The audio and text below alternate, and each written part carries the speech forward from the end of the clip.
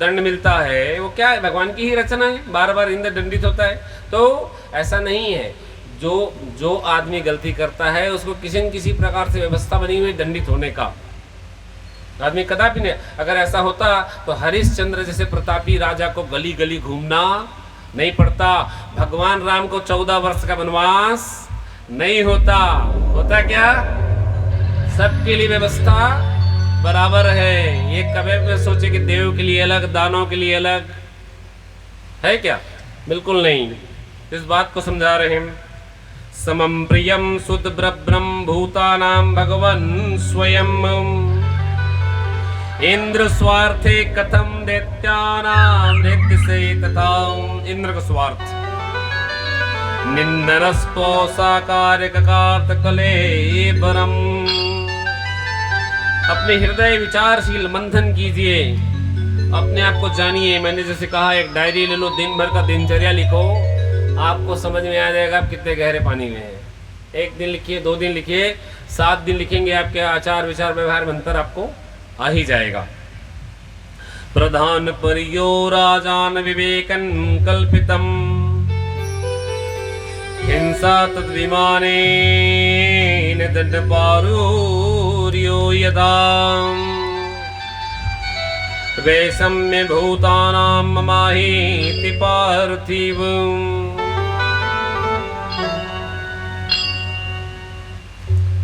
इसलिए नारद जी ने दृष्टि से कहा, निंदा स्तुति तिरस्कार ये शरीर के ही होते हैं, परमात्मा भगवान ऐसा कुछ होता नहीं है। विशस्त्रवा के द्वारा क्या किसी के गर्भ से रावण और कुंभकर्ण का नाम पैदा हुए, है ना। जय विजय को श्राप मिला तो हिरण्यकश्यप हिरण्याक्ष है, रावण कुंभकर्ण। इस प्रकार की जो व्यवस्था है तो 3 जन्मों का मिला। तो उसमें पहले में आपने पहले ही देखा हिरण्याक्ष का वध हो चुका था। अब पारी किसकी थी, हिरण्यकश्यप की। हिरण्याक्ष के मरने के बाद हिरण्यकश्यप को रहा नहीं गया, माता से मिले, समाचार मिला कि भाई हमारा जो भाई है अब नहीं है, लेकिन माँ आप चिंता मत करो। क्या कह रहा है, वो बड़ा वीरवान था, बलवान था, भगवान के यहाँ तो उसकी मृत्यु हुई, हरि के यहाँ तो उसकी मृत्यु हुई। बुद्धि सजग सन्नो हरि हेर ध्यानम, उससे बुद्धि जो जाग रहा है उस समय हरि के ध्यान। माँ को शिक्षा देना है तो बुद्धि जागृत है उसका कि हरि के यहाँ तो मृत्यु हुई, ठीक है। उस समय उसको कोई बोध नहीं है कि इसको हरि बोल रहा है, वो है? समझा रहा है माँ आपको इतना करना नहीं चाहिए, सोचना विचारना नहीं चाहिए आपको। आपका जो पुत्र है बड़े पराक्रम से लड़ा और अच्छी गति को प्राप्त किया, माँ को बहुत समझा लिया। लेकिन जैसे शुक्राचार्य के पास पहुँचे, गुरु ने कहा हिरण्यकश्यपु, हिरण्याक्ष की जो मृत्यु हुई है वो मृत्यु को सार्थक करना है तुम्हें। वो जो हरि है उसके साथ तुम्हारा बैर है, सदैव याद रखो। वह असुरों का हित करने वाला नहीं है। तो इस स्थान का महत्व होता है। जैसे गुरु जी के आश्रम में गए, गुरु ने जो शिक्षा दीक्षा दी, तुरंत बुद्धि जाग गया, हाँ वो मेरा शत्रु है, मैं समझ गया। तो क्या करना है गुरुदेव, तो बोले हरि से बलवान होना है तुम्हें, तो जाओ घोर तपस्या करो, है ना। घोर तपस्या के लिए निकल गया वो। इधर जैसे ही पता चला वो घोर तपस्या में जा रहा है, इंद्र ने कयाधु का हरण कर लिया, कयाधु का हरण कर लिया और चुरा के ले जा रहे हैं उसको। जाते जाते बीच रास्ते में नारद जी ने रोक लिया। अहो इंद्र, नारद जी ने कहा ये क्या करने जा रहे हो, तो बोले कि इसके जो गर्भ में जो बालक है इससे मेरी मृत्यु हो जाएगी, ये भी राज शासन राक्षसी कुल का है। तो नारद जी ने समझाया, अरे मूर्ख, इससे तुम्हारी मृत्यु नहीं होगी, ये तो भगवान हरि की गुणगान करने वाला है, इसका भविष्य मुझे पता है, इसे कुछ नहीं होने वाला, तुम चिंता नहीं करो। अगर तुमको फिर भी संशय लगता है तो इसका जब जन्म होगा ना तो मेरे आश्रम में रहेगा, आके ले जाना तुम, मैं इसको आश्रम ले जाता हूँ, है ना। समझाया खूब उसको इंद्र को, और कयाधु को अपने आश्रम ले गया।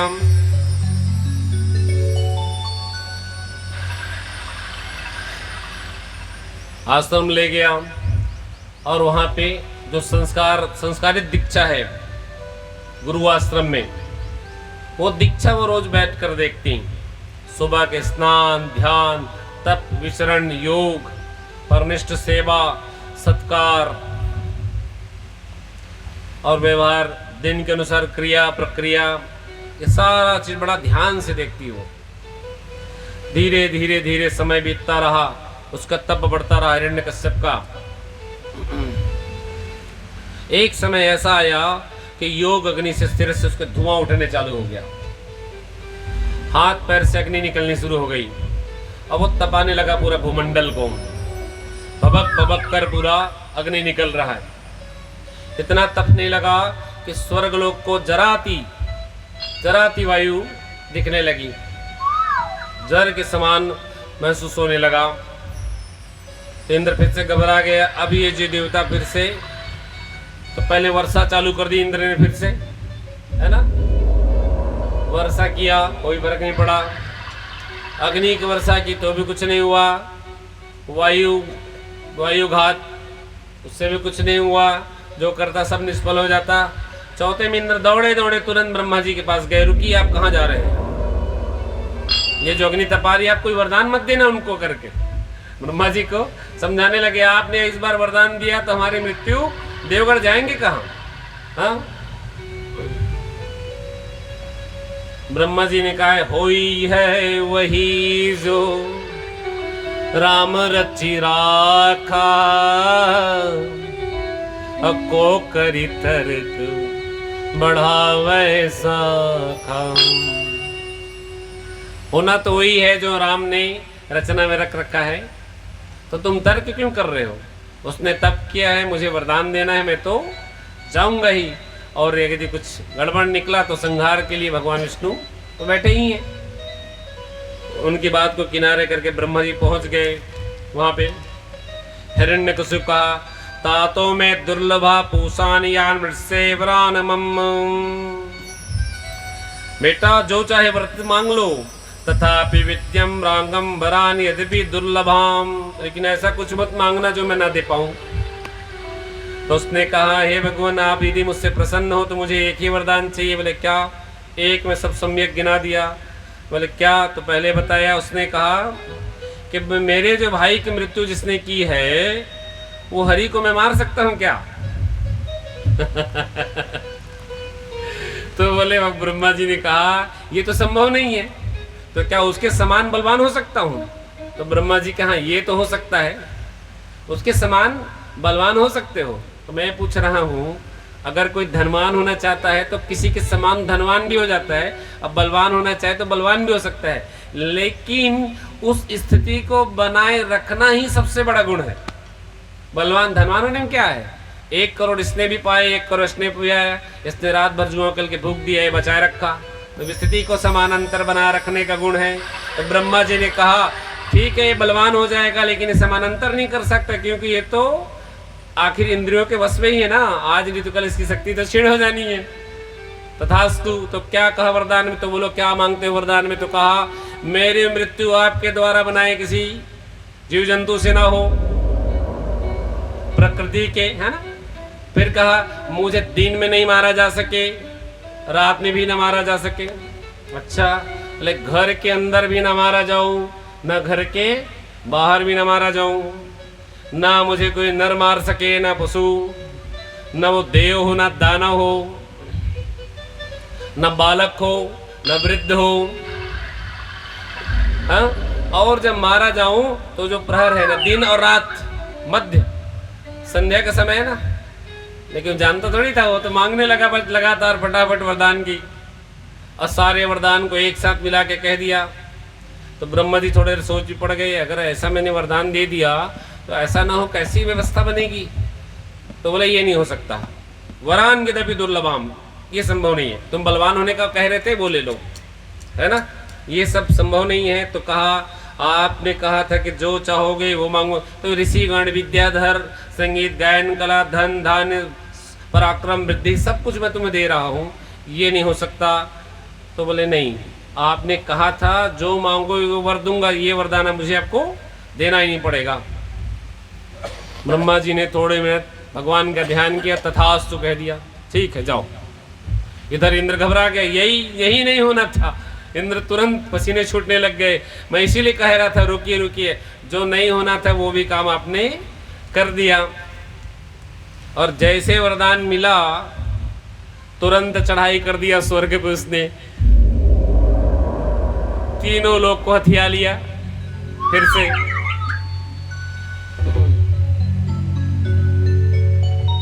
वेद गाय ब्राह्मण साधु धर्म जो भी मुझसे द्वेष रखता है सबको मार दो, कहा उसने तुरंत। भगवान विष्णु की जो सेवा करता है उसको मार दो, हवन जो कर रहा है यज्ञ कर रहा है उसको समाप्त कर दो। उसके आदेश चालू हो गए। हाँ? अब आदेश शुरू हो गया, ये सब कार्य उस विचित्र उसका प्रारंभ हो गया। कुछ दिन बाद कयाधु को पुत्र का जन्म प्राप्त हुआ और नारद जी उसको यथावत लेके घर आ गए कयाधु को और छोड़ दिए हिरण्यकशिपु के पास। बड़ा सुंदर सुशील संतान। तत्साधु मन्ये सुरवर देहिनाम सदा समृद्धिज्ञा सद्ग्रहात् हित्वा आत्मपदं गृहन्धकूपं मनगतो युद्धो रिमाश्रेत।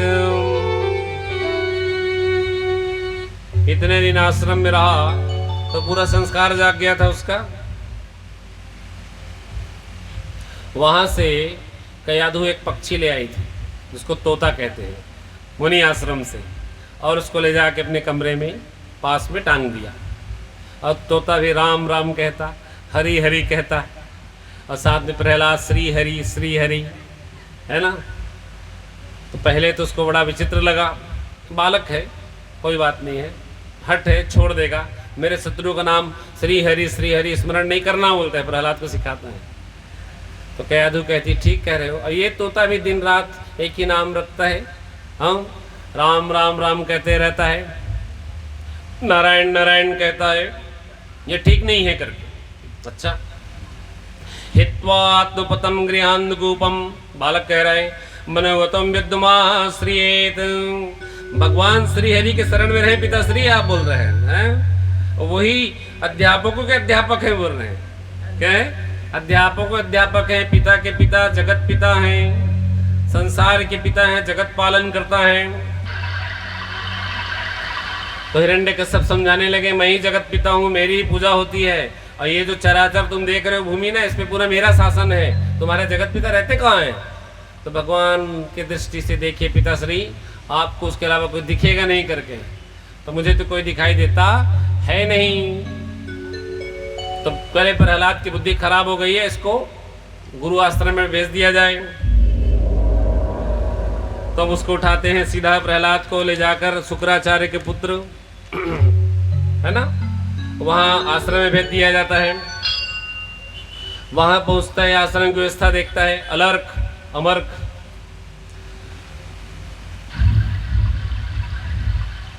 बड़ा विचित्र लगता है उसका मन वहां जाने के बाद, क्योंकि वहाँ हरि का अंश भी नहीं रहता, शुक्राचार्य उपासित विद्याएं सिखाई जा रही थी, और उसका मन तो हरि में लगा हुआ है। प्रहलाद को पढ़ाने का कई बार प्रयास करते हैं, वो पढ़ता नहीं है, पढ़ता सिर्फ एक ही है, श्री हरि श्री हरि।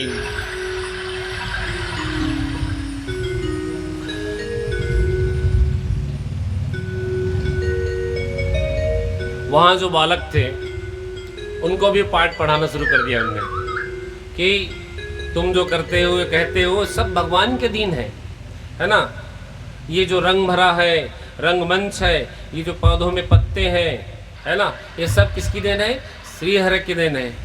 अलख निरंजन भव भय मंजन जन मन रंजन दाता।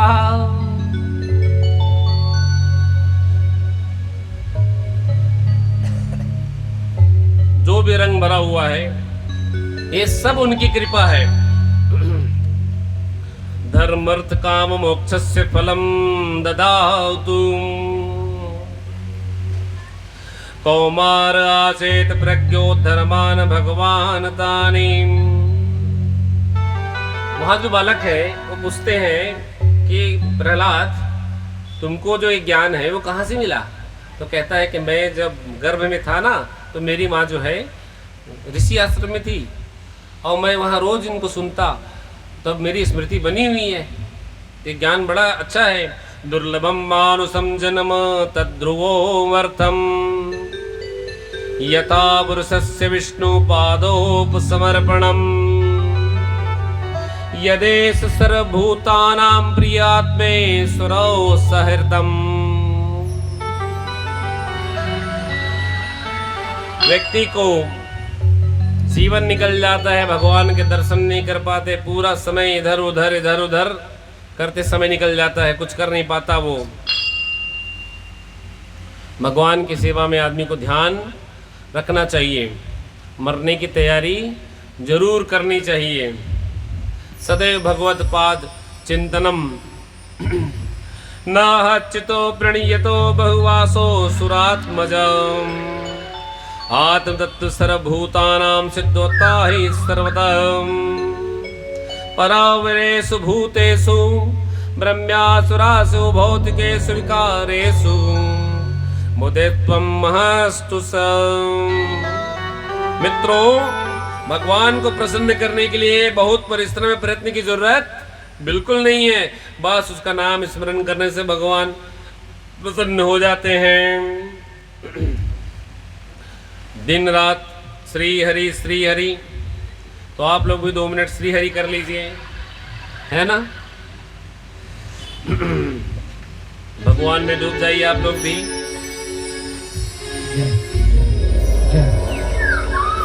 प्रेम से बोली बांके बिहारी लाल की जय।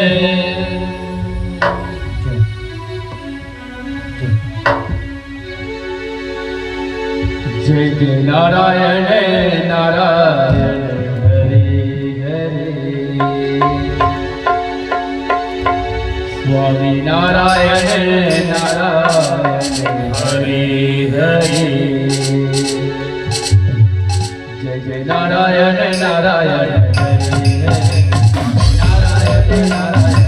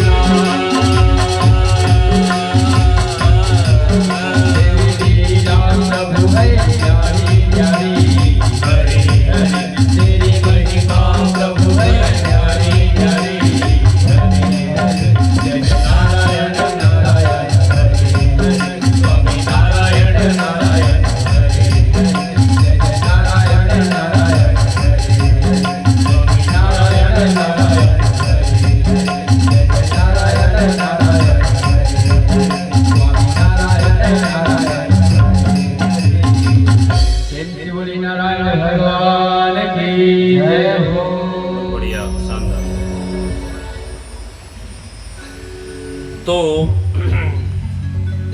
प्रहलाद जी बता रहे हैं, प्रभु के नाम का पारस जो छू ले वो हो जाए सोना।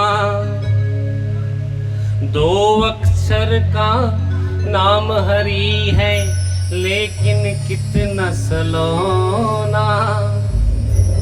हरि हा और र मैं आपको कल ही बताया था,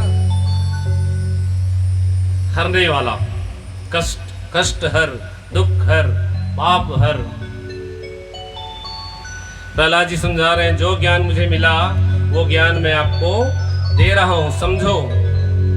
अब बालक के समझाने पे जो गुरुजी के पुत्र थे उन्होंने क्या, प्रहलाद तो बड़ा हठी है, महाराज को जाके बताने लगे कि वो तो खुद बिगड़ैल है ही और सारे असुर बालकों को भी बिगाड़ देगा।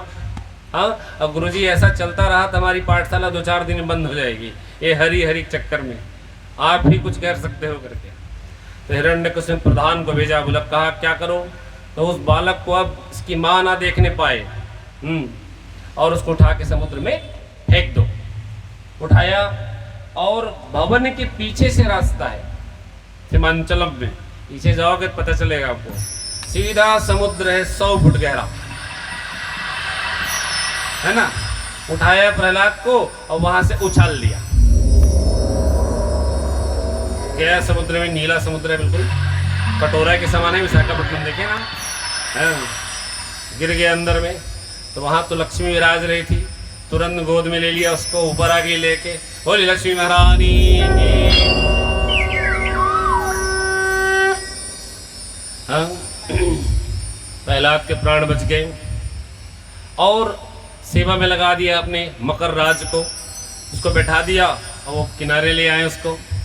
प्रहलाद फिर से घर चला आया मम्मी के पास, माँ को पता ही नहीं था। हिरण्यकश्यप देखा, रही तुरंत प्रधान को बुलाया, कैसे तुमने तो इसको समुद्र में फेंक दिया था, कैसे बाहर आ गया ये? वो भी अचंभित रूप से देख रहा है। अब इधर कयाधुष को गले से लगा ली, पुत्र कहाँ था तू? अचंभित, बोले अब क्या करना है गुरुवर? तो बोले अब एक काम करना, जब शाम को ये सो जाए तो उसको उठा के कूप में डाल देना जहाँ सर्प है बहुत सारा, ठीक है। रात में जब वो सो गया तो उठाए और उसको बांधा। अब बांध के कुएं में बहुत सारा सर्प होता, पहले दंड है ना, महल में दंड की व्यवस्था होती थी कैदियों को, तो सर्पकूप था वो, जहाँ सर्प जहरीले सांप बहुत सारे। उठा के उसको वहाँ फेंक दिया और पेट के बड़ा खुश प्रसन्न होकर आगे बोले, ये तो ऐसा है हमारा ही क्षेत्र है, यहाँ से कोई कहीं जा सकता ही नहीं है ना। बोले आप सुबह जाना गुरुजी देखने, क्यों? तब वो मरा हुआ मिलेगा आपको देखना करके, है ना। अब सुबह हो गई, सुबह पहुंचे तो गए, प्रहलाद आराम से सोया है, पूरा फूल की माला बिछी चारों तरफ, जितने सर्प थे सब फूल की माला में बदल गए, आराम से सोए प्रहलाद। बोले भक्त वत्सल भगवान की। ये भी काम कारागार नहीं रहा उसके लिए, कारागार का कारागार काम नहीं आया है। गर मतलब होता है विष, है सर्पागार मतलब विष से भरा हुआ सर्प, और कारागार मतलब बताओ घिरा हुआ कमरा, है ना, जिससे आप निकल नहीं सकते, बंधन। अब पारी आती है प्रहलाद की, बोले एक काम करो, उसको दूध बड़ा प्रिय है, तो दूध में तो विष मिलाओगे तो पता चल जाएगा, तो ऐसा करो खीर बनाओ, उसमें विष मिला दो और माँ के हाथ से खिला दो, वहाँ मना नहीं कर सकता, अन्य में तो मना कर ही सकता है ना। चलो ठीक, कयाधु को दे दिया, खीर बना के जाओ पुत्र को खिला दो। कयाधु बड़े सोचने लगी, पिता वहीं बैठा मेरे सामने खिलाओ, तो कयाधु शंकास्पद तो हो ही गई कि अगर मेरे सामने खिलाने की बात कर रहे हैं।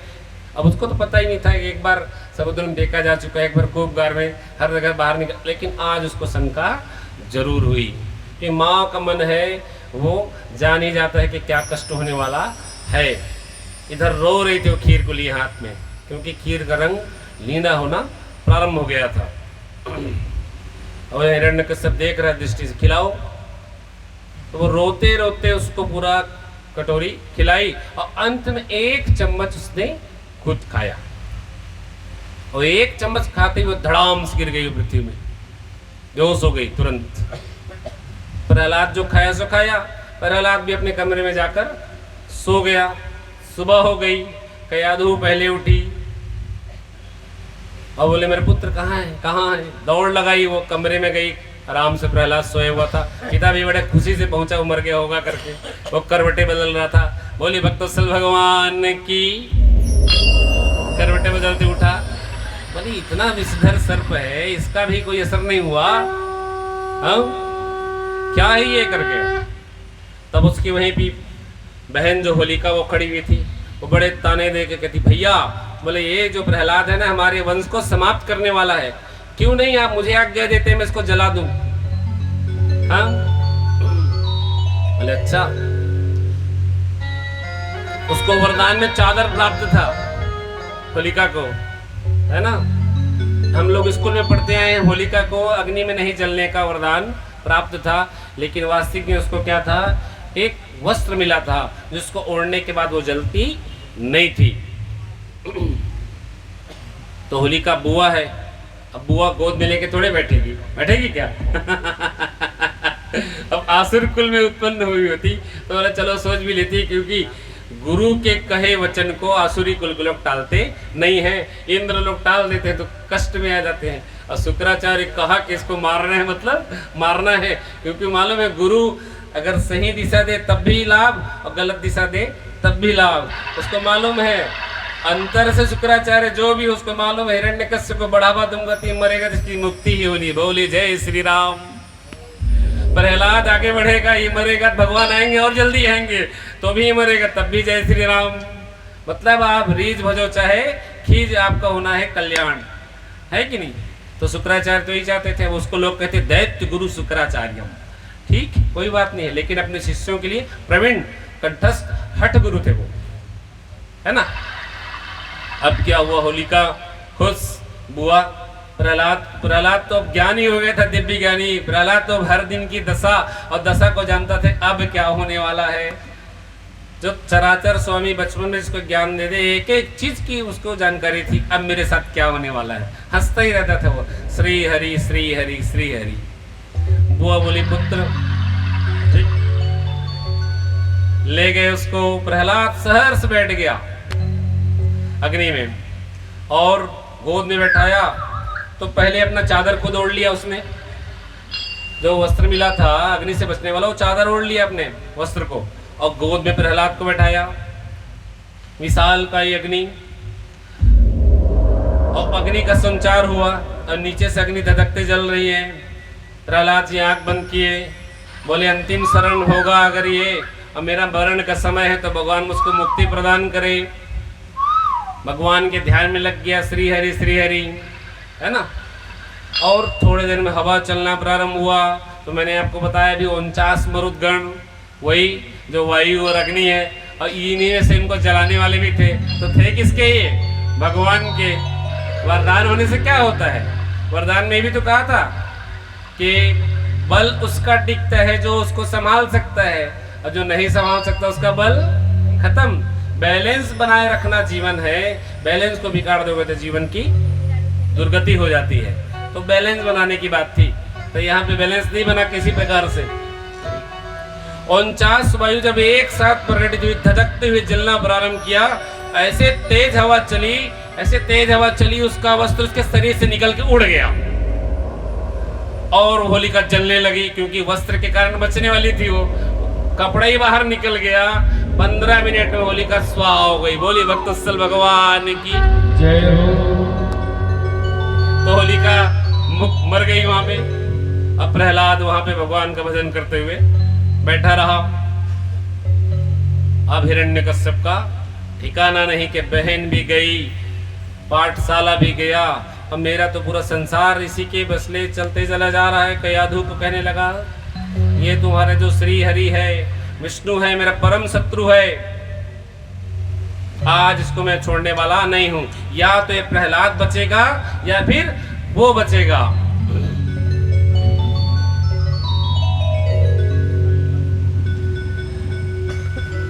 ज्ञानम द्विजत्वं देव बृहत्तु वासुरात्मजम् प्रेरणाय मुकुटस्य वृत्तं बहु यदा न दानं न तपो नेज्या शौचं व्रतानि च क्रियते मलया भक्त्या हरिण्यं विडम्बनम्।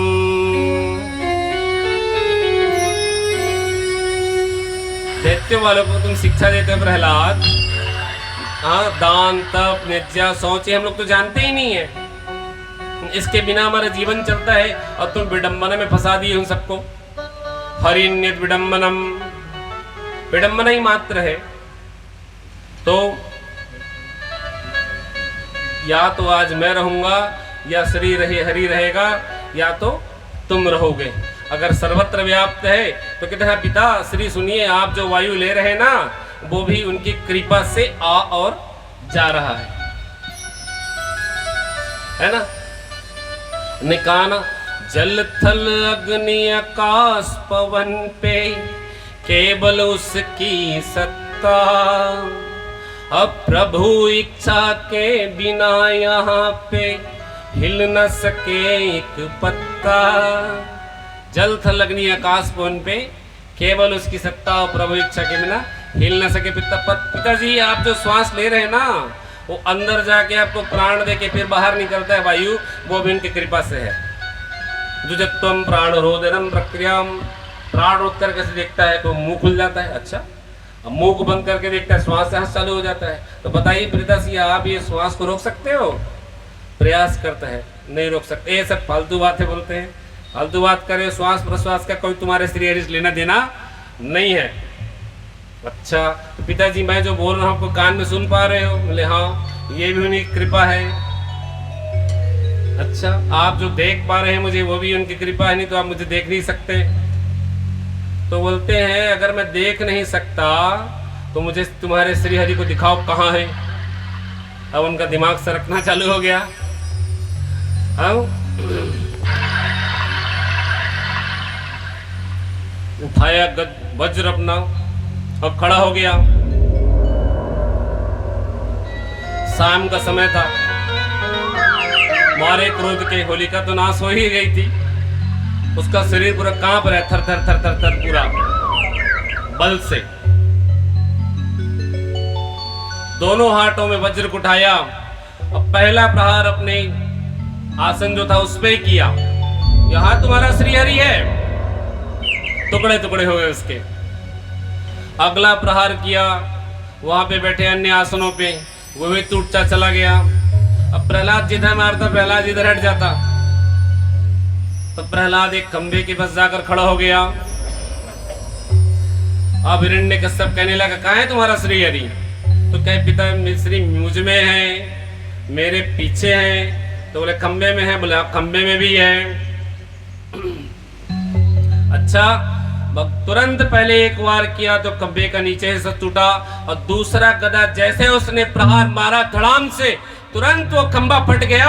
ओम उग्रवीर अम्बा विष्णु चलंतम सर्वतोमुखम दर्श्यम विष्णुम भद्रम मृत्युम मृत्युम नमाम्यहम्। खंबा फाड़ के बाहर निकल गए भगवान।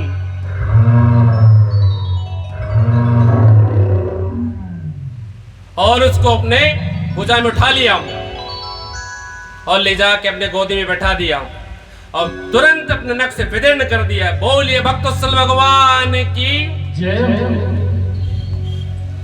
कहने लगे स्मरण कर अपने वरदान। अभी ये जो समय है, तूने कहा था मुझे मारने वाला न देव हो न दाना हो, न मैं देवता हूं न दाना हूं, न नर हो न पशु हूं, न मैं नर हूं न पशु हूं, ना दिन है ना रात है, अब मरते समय ना तू घर के अंदर है ना बाहर है, कोई अस्त्र या शस्त्र नहीं, मैं तुम्हें अपने नखों से मार रहा हूं, है ना। और उसको तुरंत मुक्ति प्रदान किया। बोलिए भक्तवत्सल भगवान की। संहार हो गया हिरण्यकश्यप का। मारे क्रोध के व्याकुल, उनके हाथ कांप रहे हैं, दांतों से खून टपक रहा है और अपने जीवा से हाथों को चाट रहे हैं। कभी इधर चाटते कभी उधर चाटते, लेकिन क्रोध उनका इतना था, मुख से धधकती ज्वाला निकल रही है। इतना इतना क्रोध कि कोई उसके आसपास जाने की इच्छा नहीं कर रहा है। सब डर रहे हैं, भया भय वाकुल, भय के मारे सब कांप रहे। भगवान सब उपस्थित हो गए, ब्रह्मा जी पहुंच गए, भगवान शिव पहुंच गए, देवगढ़ फूलों की वर्षा होने लगी, सबके सब उपस्थित हो गए। लक्ष्मी जी आ गई उनको क्रोध शांत करने के लिए, लेकिन शांत नहीं कर पाए। परे वरे में स्थिरो जंगमा यो ब्रह्मो येन वंश प्रणीता सैश्वर कालुरक्रमो बीजो ससत्ये बलेन्द्रियात्मा सवेव विश्वं परमं स्वशक्तिभिः सत्ये गुणत्रये सह। हे भगवान, आप शांत हो जाइए। क्या मैं असुर पुत्र हूँ इसलिए आप शांत नहीं हो रहे हो? भगवान से कह रहा है, क्या मेरा रक्त मैला है जिसके कारण आप शांत नहीं हो रहे हो? क्या मैं आपका परम भक्त नहीं हूँ? ब्रह्मादेशुरगणा मन्यो सिद्धा सत्वेक मतियो वचाम प्रभावे। केवल एक ही सत्य आप प्रभु। नारिधीतं मृगै ज्ञातिं विष्णु किं तुष्टरमहते हरो प्रजायते मन्ये धनादत्वं श्रुतोजं स्तेजं प्रभालपुलबुद्धियोगं नराधनाय भवन्ति परस्य पूषं भक्तुं तु सायननाम्। बड़ी विनती के बाद भगवान थोड़ा शांत हुए। सबने जय जयकार किया, श्री कृष्ण गोविंद हरे मुरारे। हे नाथ नारायण वासुदेव श्री कृष्ण गोविंद हरे मुरारे। हे नाथ नारायण वासुदेव कृष्ण गोविंद हरे मुरारे। हे नाथ नारायण वासुदेव कृष्ण गोविंद हरे मुरारे। हे नाथ नारायण वासुदेव हे नाथ नारायण वासुदेव। हे नाथ नारायण वासुदेव हे नाथ नारायण वासुदेव। हे नाथ नारायण वासुदेव कृष्ण गोविंद हरे मुरारे। हे नाथ नारायण वासुदेव कृष्ण गोविंद हरे मुरारे। हे नाथ नारायण वासुदेव।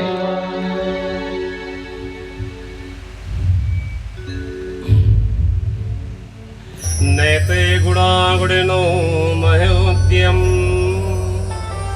सर्वे मनं प्रभुता सत्यमूर्त्यम् भक्ति जना पराहंस गतो लभेदम्। आपके गुण को कोई जान नहीं सकता प्रभु। भगवान अपने भयावह रूप को त्याग कर विराट स्वरूप में प्रकटित हो गए। बोले भक्तवत्सल भगवान की। जय हो।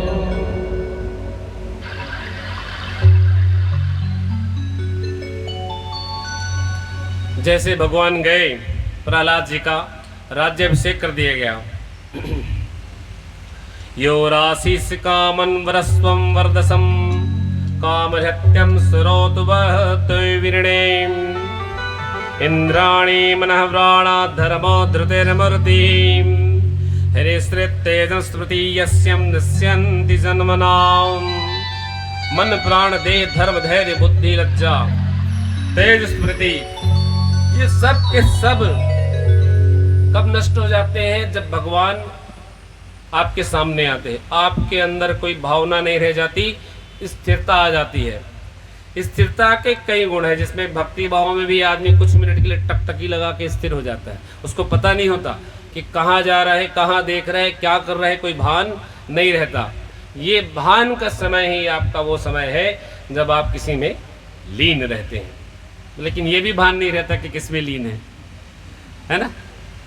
तो अंतरात्मा, लेकिन जब भान के अंदर की लीनता समाप्त हो तो तुरंत आंखें खोल के देखो, ध्रुव के समान भगवान कहाँ गए तो पता चलता है सामने खड़े, है ना। तो इस प्रकार की लीनता आपको होनी चाहिए। आगे परीक्षित जी को बता रहे हैं, त्रिपुर दहन की कथा है। जब ये स्थिति हो गई तो जैसे हमारे देवताओं में विश्वकर्मा जी हैं, वैसे ही राक्षसों के शिल्पी मय दानव, उनने 3 प्रकार के रूप, स्वर्ण, रजत, अल्लाह के त्रिपुर बनाए। अब त्रिपुर में शुक्राचार्य ने अमृत पानी कुंड की व्यवस्था की और वो देवासुर संग्राम प्रारंभ हो गया। तो देव के साथ असुरों के विरुद्ध युद्ध होता, और जैसे असुर मरते तो अमृत कुंड में डूब के फिर जिंदा होकर वापिस आ जाते थे। हाँ, ऐसे युद्ध करते करते 1 वर्ष बीत गया। देवता त्रस्त हो गए, हर दिन कोई न कोई जिंदा हो जाता, आज मारे कल फिर जीवित। 1 वर्ष से एक ही साथ युद्ध कर रहे हैं लगातार, है ना। तो बोला त्राहि माम। तुरंत भगवान के पास पहुंचे, बोले यस्य लक्षणम प्रोक्तम वर्ण विद्यम यन्या दृश्यते तो दिने विदर्शेत। भगवान ऐसी कोई व्यवस्था बताइए जिस त्रिपुर दहन को किया जा सके। तो भगवान विष्णु कहने लिए त्रिपुर दहन का कार्य 3 प्रकार के वर्ण से है, सत रज तम। आज ये मेरा काम नहीं, भगवान भोलेनाथ का कार्य है।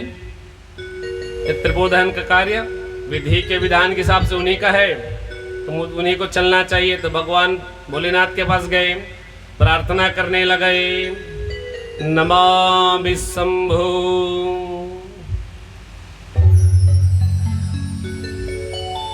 नमामि समीशान निर्वाण रूपम विभुं व्यापकं ब्रह्मवेद स्वरूपम निजं निर्गुणं निर्विकल्पं निरीहं चिदाकाशुमाकाशुवासं भजेयम्। भगवान शिव का ध्यान किया, भगवान ने आके बोले आप सर्वथा सर्वज्ञानी हैं, आपसे कोई बात छिपी हुई नहीं है। चराचर दृष्टि सतत आप बनाए रखने के लिए ही योग निद्रा में रहते हैं भगवान। तो त्रिपुर दहन की व्यवस्था आप कीजिए। जो त्रिपुर है ये बड़ा कष्टकारी है, आपके अलावा कोई कर सकता नहीं है। तो भगवान तुरंत राजेश्वर जी भगवान शिव के शरीर से प्रकटित हो गए, धनुर्बाण लिए, मुकुट पहने, 10 भुजा, और अपनी संगनी शक्ति को भी साथ मिले और रथ में सवार होकर भगवान शिव चले त्रिपुर दहन के लिए। धनुष निकाला, बाण निकाला, पहला बाण मारा उनने तो सारे असुर मरे, लेकिन फिर से जीवित हो गए। तो भगवान ने तुरंत योग निद्रा से ही भगवान विष्णु को संकेत किया और ब्रह्मा जी को। तो भगवान विष्णु गाय बन गए और ब्रह्मा जी बछड़ा, और तुरंत त्रिपुर में घुस गए, और जो अमृत कुंड था उनने उसको पीकर समाप्त कर दिया। देवता है, अब भगवान गए तो उनके मायापति से माया से मोहित ही रहते हैं। अगर कुंड पी रहे थे तो राक्षस खड़े हुए देख रहे हैं, लेकिन उनकी बुद्धि काम नहीं पड़ी, वो पीकर वहां से निकल गए। भगवान ने अगला बाण चलाया, त्रिपुर दहन हो गया। बोलिए भोले शंकर भगवान की जय।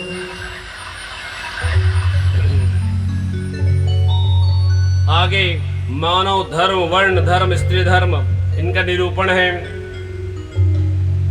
विप्राध्यायानि षडंग प्रतिग्रह राजवृत्ते प्रजगोप्तम विवातकरादिभिः व्यस्तस्तु वार्ता वृष्टिस्या नित्यो ब्रह्मकुलनानकं शुद्रस्तुश्चरसा वृत्तस्वामिनो भवेत् सामोदनस्तपो शोचं सन्तोषः चिन्तिर्वर्जयम् ब्राह्मण के कर्म, राजा के कर्म, वैश्य के कर्म, क्षत्रिय के कर्म और शूद्र के कर्म, इनका वर्णन है। स्त्रीणाम च पति देवानां तच्चोसुरानुकूलतम। 7 वचन जो है विवाह में सब लोग सुनते हैं, है ना।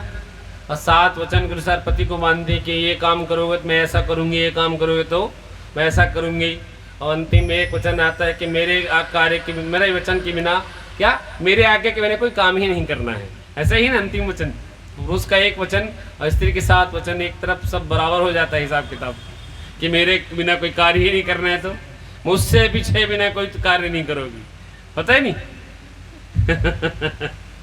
मतलब अंत में बलवान हो जाता है सिस्टम। इधर 7 वचन धर्म में 7 रखोगे, हाओ, है ना। पैसा लाओगे हिसाब किताब दोगे, ठीक है। कहीं घूमने जाओगे संग में लेके जाओगे, तीर्थ में जाओगे संग में जाओगे, खाओ वो पियोगे, मुझे भी खिलाओगे, मेरे परिवार का ध्यान रखोगे, है ना। ऐ सब काम करोगे, हाँ ठीक है सब काम करूंगा, लेकिन सुनो एक काम, क्या कि मेरे मुझसे पूछा तुम कोई कार्य नहीं करोगी, काम खत्म, कुछ बचा ही नहीं यहाँ पे तो। तो एक वचन में बांध दिया, स्वयं मंडिता नित्यम परिमिष्ट परिच्छदा। आगे ब्रह्मचर्य वान प्रशासनों का नियम है। यति विधर्म रूपम। ब्रह्मचर्य क्या है? तो ब्रह्मचारी परम। जय हनुमान ज्ञान गुण सागर। परम ब्रह्मचारी भगवान हनुमान जी।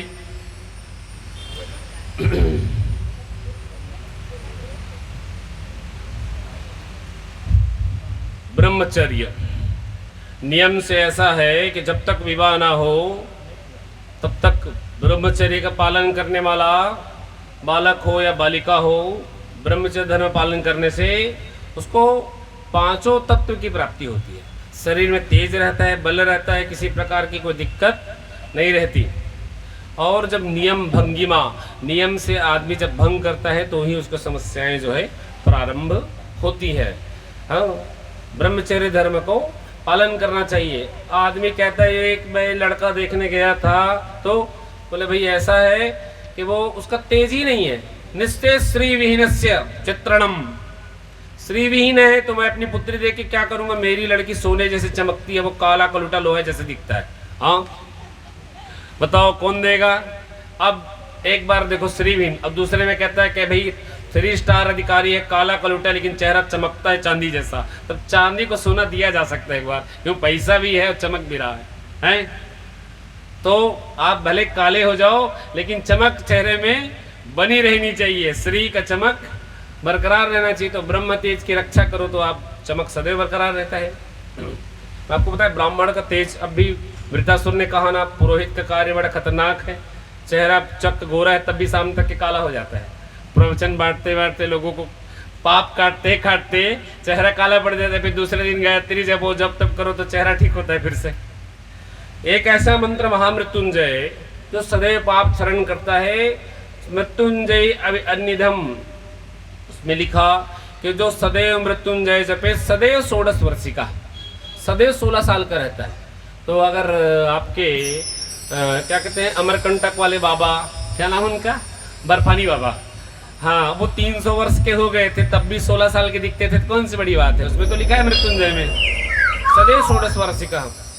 तो जप करने का नियम क्या कहा? एकदम आराम से जप करना है, कोई भी मंत्र हो। हमारे गुरुजी कहते हैं एक खीला ले लो आप, दीवाल, और एक हथौड़ी ले लो, खीला रखो और टक टक टक टक धीरे धीरे मारते रहो। 1000 बार भी धीरे धीरे मारोगे तो कोई फायदा होने वाला ना। वो कील अंदर जाएगा और तुम्हारा हाथ बस थकेगा, खीला पकड़े और हथौड़ा ठोकरे, होगा नहीं, हाथ बस थकने वाला, बाकी कोई फायदा होने वाला नहीं है। लेकिन गुरुजी कहते हैं एक बार जोर से मारो, तुरंत आधा इंच अंदर चले जाएगा, जाएगा ना। तो मंत्र का खेल भी वैसा है। ओम नमः शिवाय, नमः शिवाय, नमः शिवाय, नमः शिवाय, नमः शिवाय, नमः शिवाय। कोई काम नहीं होना है। करना कैसे है? ओम नमः शिवाय। हा न कि सा, नमस् नहीं, नमः। हाँ 80% लोग नमः शिवाय नमः शिवाय नमः शिवाय, जबकि जपना क्या है? नमः शिवाय नमः शिवाय नमः शिवाय। हकार आपके पाप को नष्ट करने वाला है, सकार नहीं। सकार बांधने वाला होता है, तो काम नहीं होता इससे। तो ये कार्य आपको करना है, आराम से चलना है।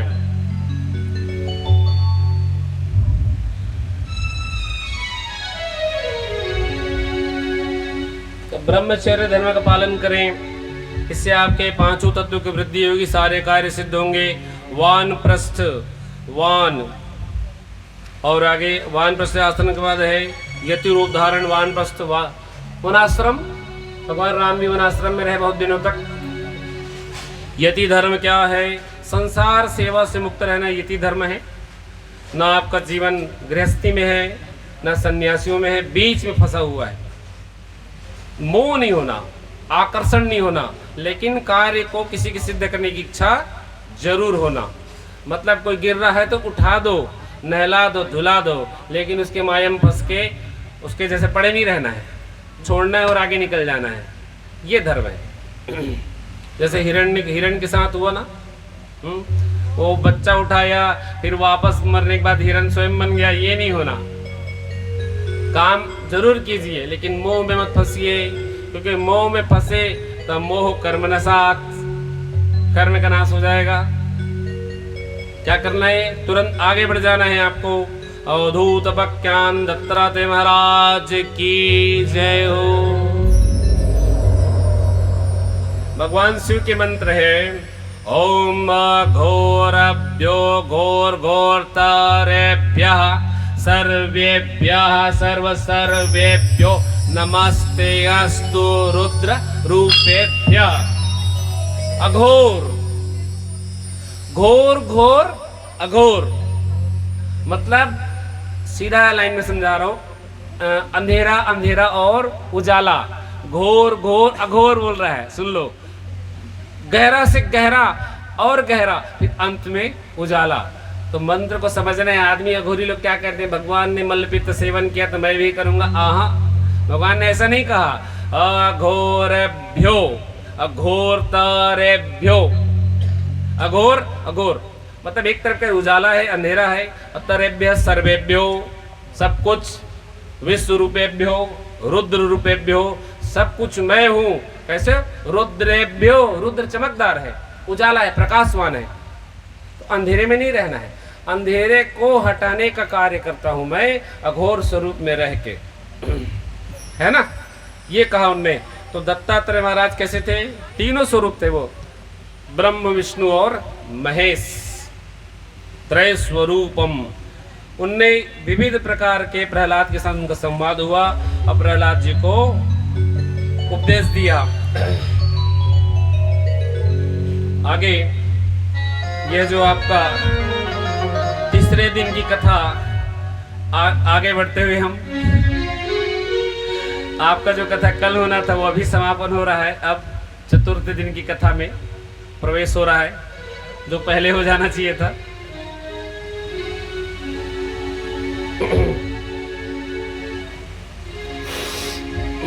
आगे अष्टम स्कंद की कथा है। इसमें पूजन, हवन, तर्पण, मार्जन, दान, धार्मिक कृत्यम। पूजन के बारे में पहले भी बता चुका हूं आपको। हवन के बारे में मैंने बताया क्या हवन करना है, क्या नहीं करना है। तो उसमें एक विश्लेषण है, आप लोग समझ लीजिए, जान लीजिए इसको।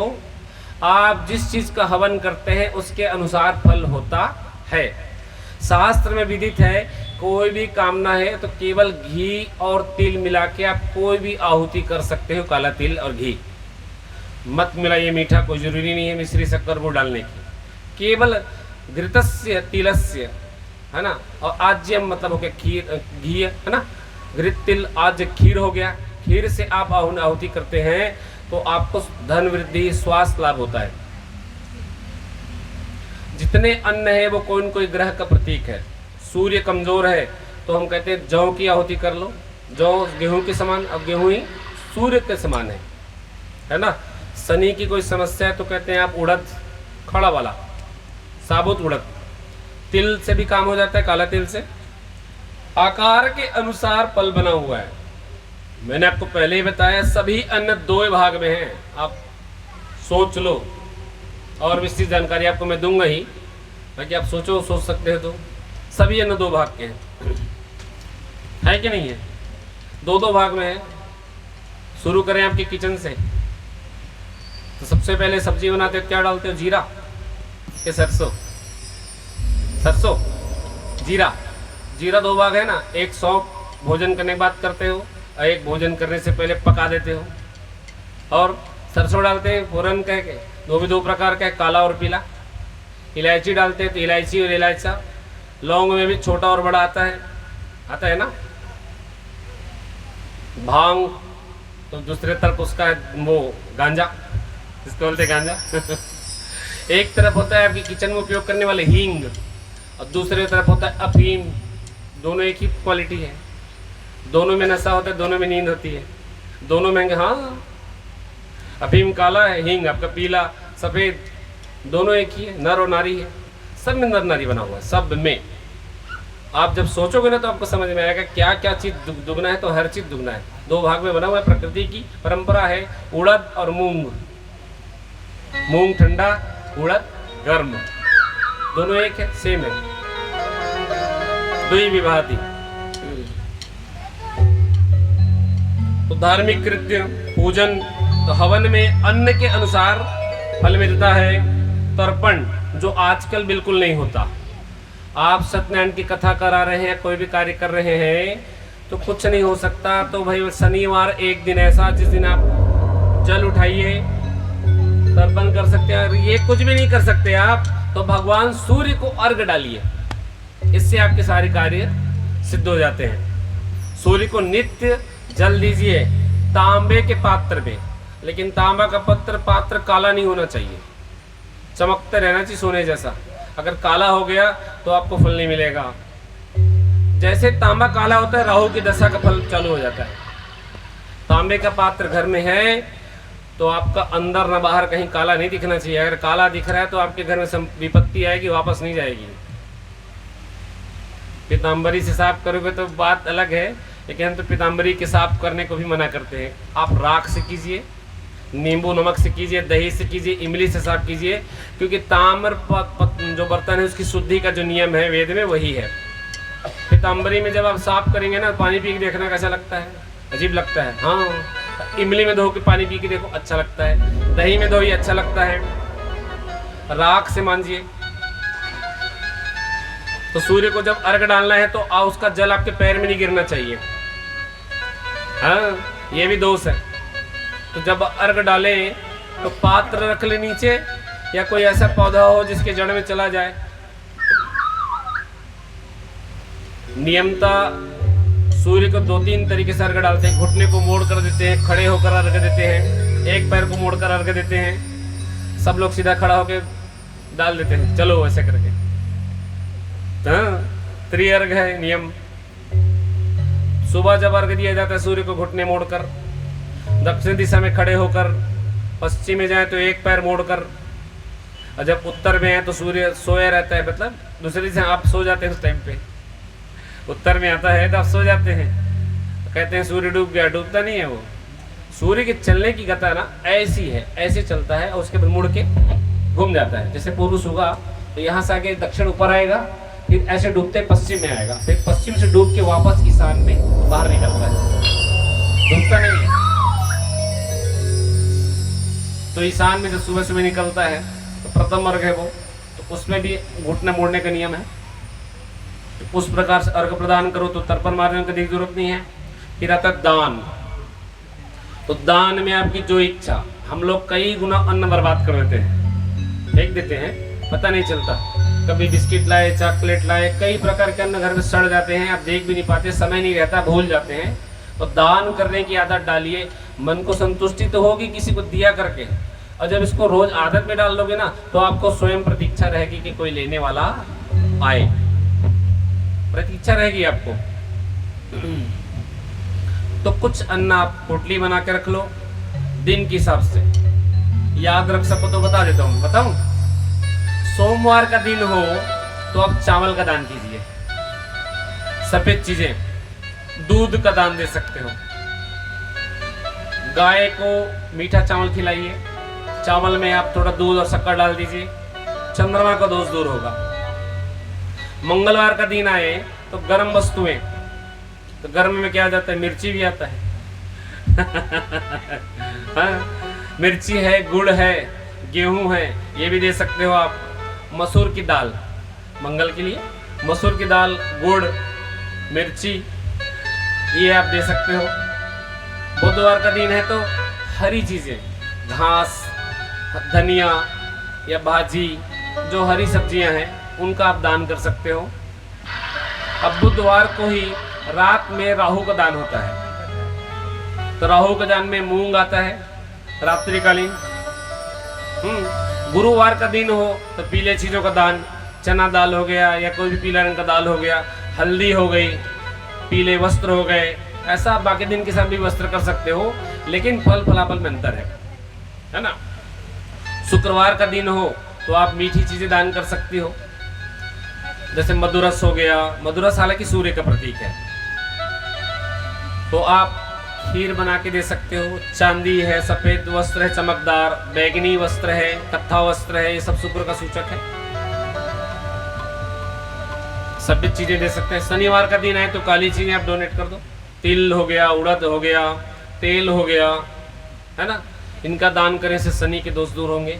और दान को कभी बिना संकल्प के ना करें, पहला नियम। लेकिन अधिकतर लोग क्या करते हैं, हमको देना है, अगर पैकेट बनाए, फटाक से उठा दिए, निकल लिए। तो मंदिर में जब दान करने जा रहे हो ना, तब तो नाम गोत्र जरूर उच्चारण करावे, नहीं तो कटता नहीं प्रॉब्लम। चलन में है आज की डेट में, मैं खुद देखता हूँ, हमारे यहाँ भी कई लोग आते हैं, संकल्प ना पंडित जी कराता है ना वो लोग करते हैं, बस उठा के दे देते हैं। ऐसे नहीं, भगवान पे लाखों करोड़ों लोगों की व्यवस्था है, तो बिना संकल्प के कोई कार्य आपको करना है नहीं, है ना। बिना संकल्प के कोई कार्य नहीं करना। जो भी दान कर रहे हैं, मंगलवार के दिन आप केतु का भी दान कर सकते हैं। तो केतु कौन है, बांस मैंने आपको बताया था।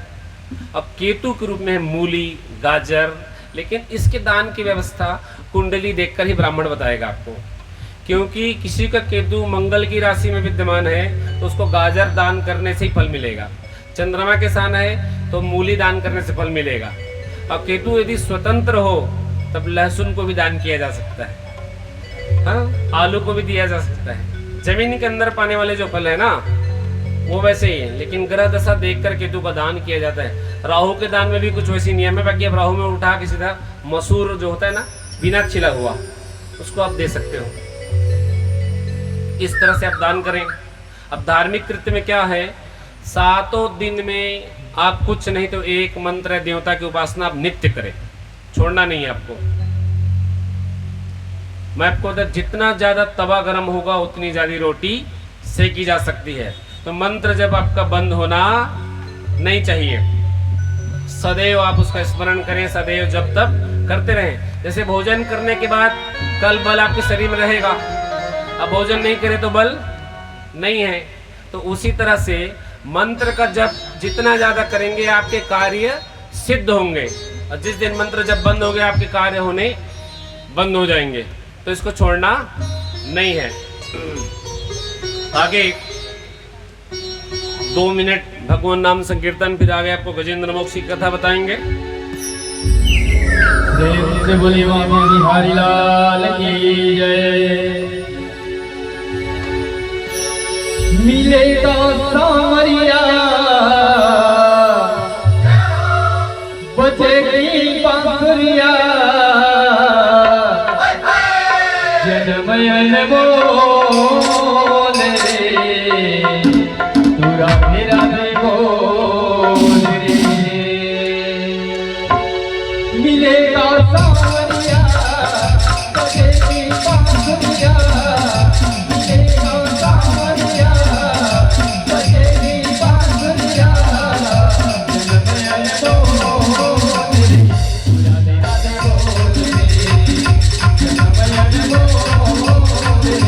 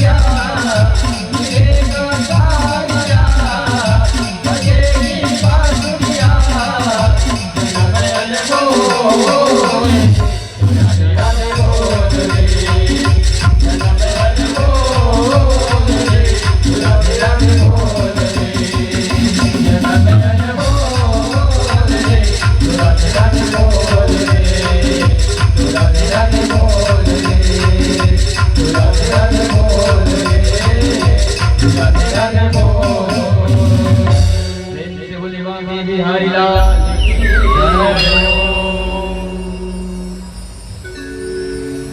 आगे परीक्षित ने पूछा, भगवान ग्राह का गजेंद्र किस प्रकार मुक्त हुआ, उसके बारे में बताइए।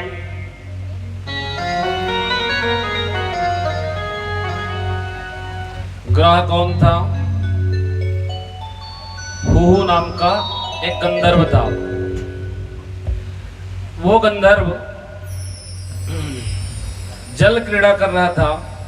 उस समय देवल नाम के ऋषि भगवान के ध्यान में तत्पर थे। उस समय खेलते खेलते उनने ऋषि के पैर को पकड़कर पानी में खींचा। खींचने पर ऋषि ने उन्हें श्राप दे दिया, ऐ मूढ़, किससे क्या व्यवहार करना है इसके तुम्हें ध्यान नहीं है, तू ग्राह बन जा। ये वही ग्राह है। ग्राह मतलब मगर, और गजेंद्र मतलब हाथी। गजेंद्र उसका नाम है। हाथियों का राजा गज इंद्रस्य गजेंद्र। ये कौन था?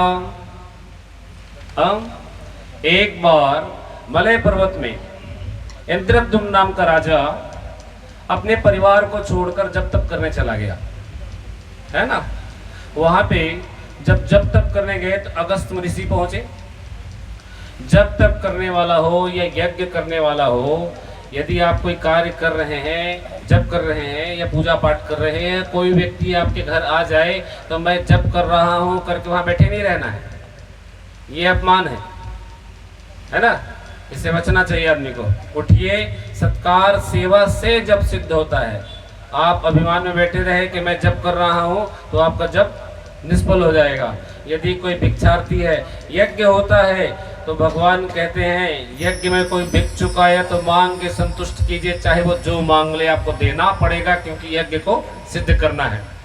तो जब आप जप कर रहे हो तो आपके घर कोई पहुंचे, पूजा कर रहे हैं तो अरे अरे बाद में आना, पूजा कर रहे हो तो नहीं, आप पूजा करते रहिए। किसी को बोलिए उसको कुछ देकर विदा करे, भगाना नहीं है उसको। ये आपको समझना है। मैं भगवान का पूजा कर रहा हूँ, अरे भगवान के पूजन के समय भगवान ही आते परीक्षा लेने, दूसरा कोई नहीं आता कि कितना इसका ध्यान है करके। तो आप उसकी परीक्षा में पास हो जाओ। मैं तरीका बता रहा हूँ, पूजा करते रहो, किसी और को बोल दो जाओ दान कर दो, तो भगवान भी परीक्षा में तुमको सफल होकर के निकल जाएंगे बोल के। हाँ, तो ये करना है आपको। अगस्त ऋषि पहुंचे, इंद्रद्युम्न राजा बोले मैं तप ज्ञानी में बैठा हूँ, उठा ही नहीं वो, बैठा ध्यान से, जान रहा है। अगर तुम्हारा ध्यान लग जाता तो तुमको पता कैसे चलता कि कोई आया है। योग निद्रा में चलेगा तो पता नहीं चलता, फिर उठाने की जरूरत पड़ती है। उसको तो पता था ऋषि मुनि आए हुए हैं, फिर भी नहीं उठा। तो अगस्त मुनि ने श्राप दिया, तेरी बुद्धि हाथियों के समान है, शरीर तो पाया है, राजा भी है, लेकिन तू आदर सत्कार नहीं जानता, तो तू जाके गजेंद्र हो जा, हाथी बन जा। तो ये श्राप मिला उसको, ग्राह को श्राप अपने जाना। तो एक बार क्या हुआ, ये गजेंद्र पानी में किलोल करते हुए घुसा अपने परिवार के साथ।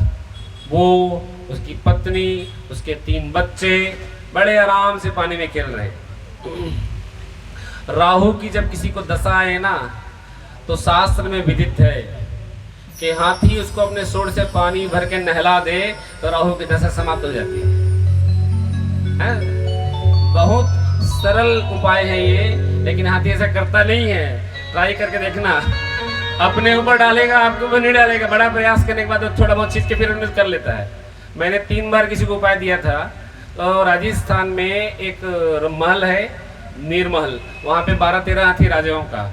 उस व्यक्ति को मैंने सलाह दी, तुमको आसपास में नहीं दिख रहा, राजस्थान चले जाओ या फिर उड़ीसा चले जाओ। तो उसके लिए नियरेस्ट स्थान राजस्थान था। वहाँ पहुँच गया वो। हाथी को जितने बार जल डालने के लिए उसका वो बोलता है ना, उसका क्या बोलते हैं, मालिक, तो हाथी ने उठाता, थोड़ा सा डालता, फिर नहा लेता था। 10-12 बार ऐसे हुआ। तो फिर मुझे फोन किया कि महाराज वो तो मेरे को नहलाता ही नहीं, मैं 3 दिन से जा रहा हूँ। आप बोले थे नहाने को 2-3 बूंद छींचता है बस है, फिर अपने को डाल लेता है करके। तो मैं बोले रुष्ट है भगवान तुमसे, गणपति बोला मैं, पहले गणेश को पूजा करो उसके बाद जाना करके। तो फिर वो बुधवार को गया, गणपति को नारियल चढ़ाया, दूबी चढ़ाया, लड्डू भोग लगाया, तो गया ना तो हाथी उस पर वाकई में बिना बोले बोला भी नहीं था कि नहला दो करके नहला दिया उसको तुरंत। तो ये ज्योतिष के विधान है। और अगर राहु बृहस्पति के साथ हो कुंडली में, कष्टकारी हो, तो हाथी को 18 लड्डू खिलाने का है। कितना? मोतीचूर का लड्डू 18 लड्डू मंगलवार को खिला दो। खाता है वो? आपको कुछ नहीं मिलेगा ना प्रसाद से, पूरा खा लेगा वो। 18 लड्डू है क्या उसके लिए? कुछ नहीं है। 18 लड्डू खिला दो तो भी आपको फायदा हो जाएगा। तो ऐसे वो नहाता रहा सतत पानी में।